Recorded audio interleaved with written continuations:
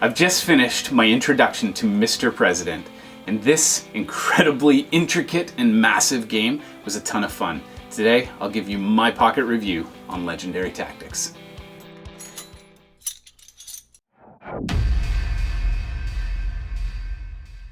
So, what'd you think? Okay, so Let's hear it. Good and bad. Let's start with the good. Let's start with the caveats here. This game is not typically one that I would get into. GMT games are cool games. They're more for you than they are for me because they're so complex. Yes. But this game was super cool. Yeah. I really like this. Good. A lot. I'm glad. So now NATO has done me a huge favor here. He took care of all of the programming, the rules, the overhead, all the parts of gaming that I abhor.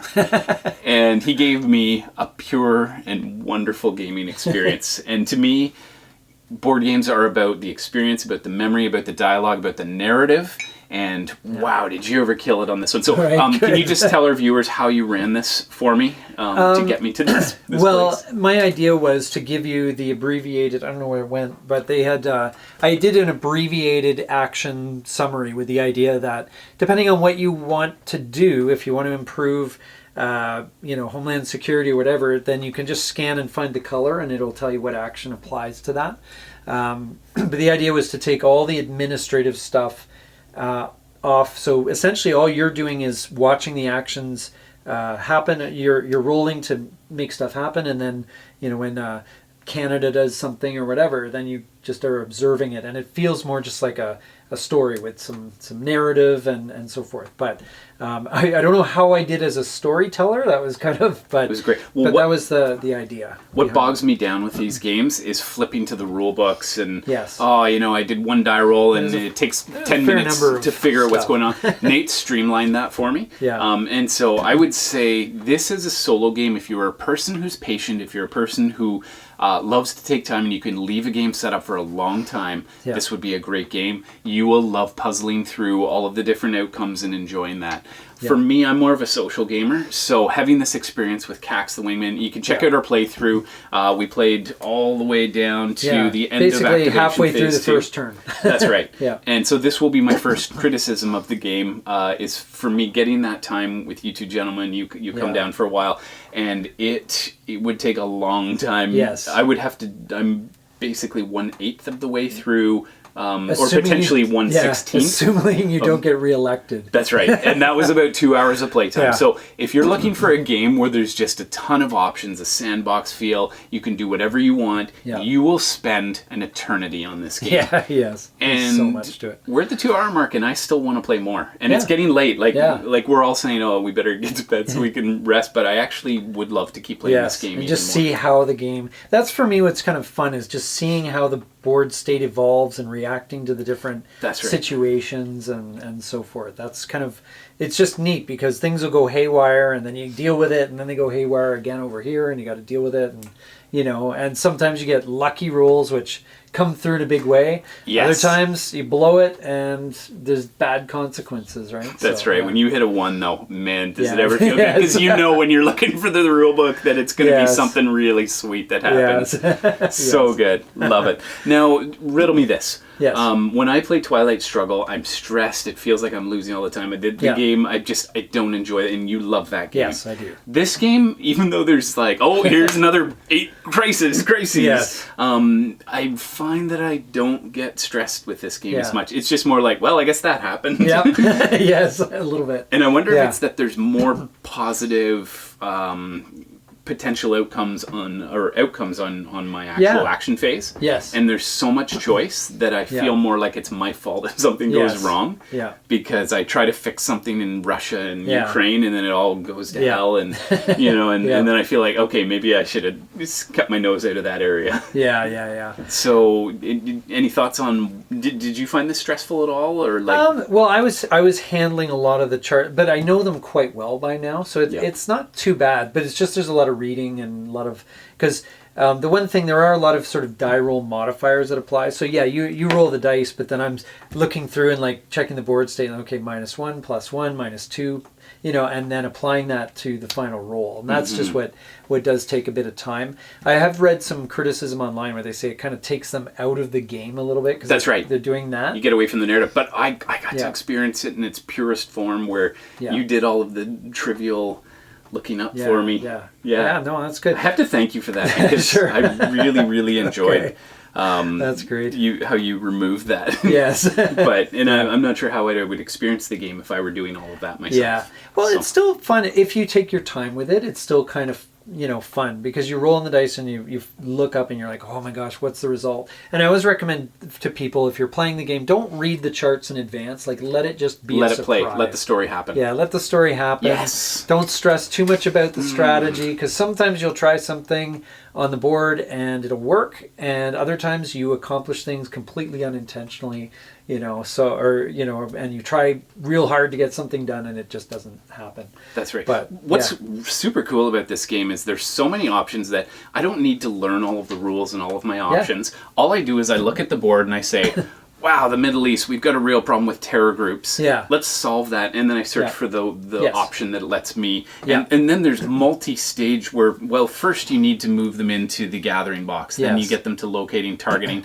And there's varying degrees. I mean, we tried bombing or a drone strike with some effectiveness. Yeah. We tried a targeted special ops mission. Yeah. And I love that I walk away from this game with a story. And I feel like, I'll talk with my advisor, Cax, who is playing the role of Rick Campbell here, and we can say, man, we got maxed out on the legacy here because we turned down the tensions on 2 wars. We stopped a civil war.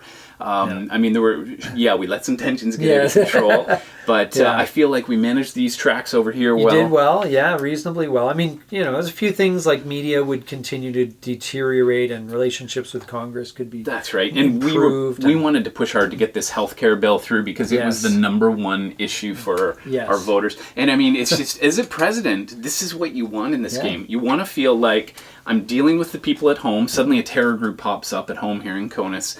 I'm dealing with all these ridiculous tensions over here, like rogue states, unstable states, like everything's going wrong. And it's just that balancing act. You feel like you've got dishes in the air and you're just like, okay, where do I put my efforts? Because now, if there was anything you disliked, what would it be? Well, it would be that there's so much story here to tell, and I'm never going to experience all of that because I just don't have the time to get to it all.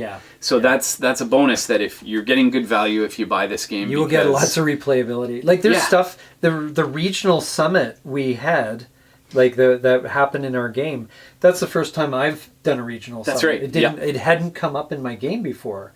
And it's actually one of the things the designer, Gene Billingsley, said he was most proud of that mechanic. And it is, I love the summit mechanic in this game. I find it really clever.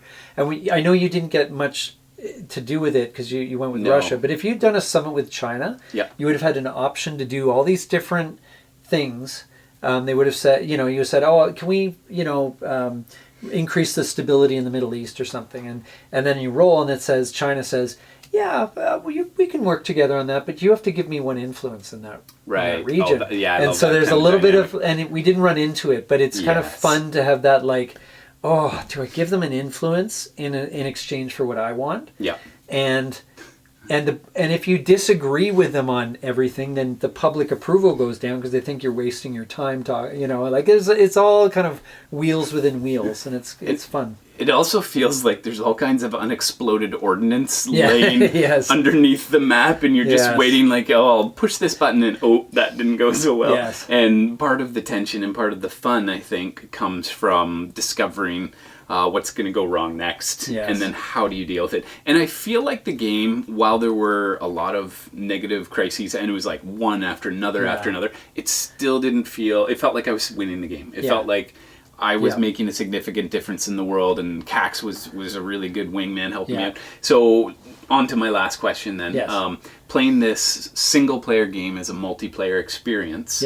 You've played this solo. You've played this with Cax and supporting him, and now you've played it with two of us. What's the best experience for you? Well, I mean, or how does it change?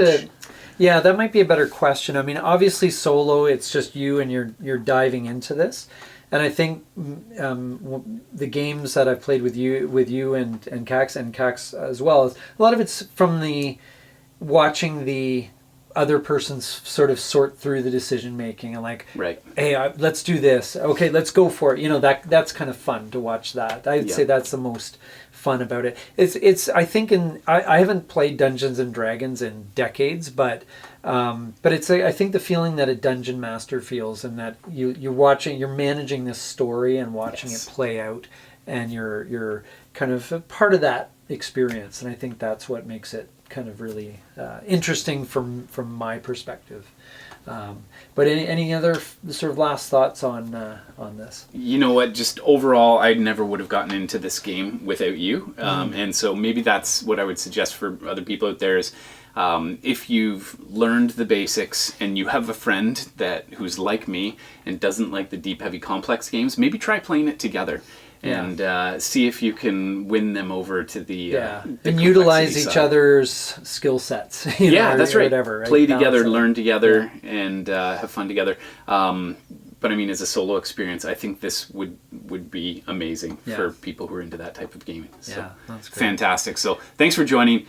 We have a members only section. If you'd like to learn a little more about what we're doing behind the scenes, then you can join us and support our work that way. Yeah.